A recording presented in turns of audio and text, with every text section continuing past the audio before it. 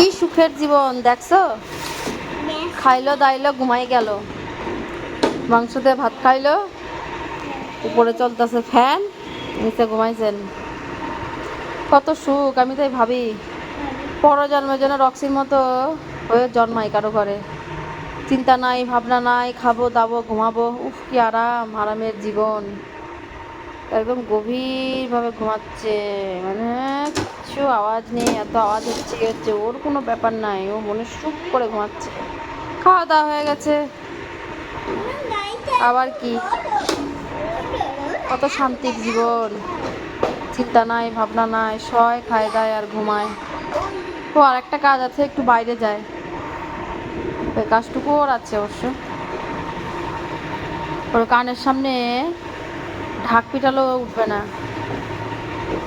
পেট ভর্তি খাবার আছে, আবার কি, তারপরে ফেভারিট জিনিস চিকেন পেয়ে গেছে। কি শান্তি, শান্তি শান্তি।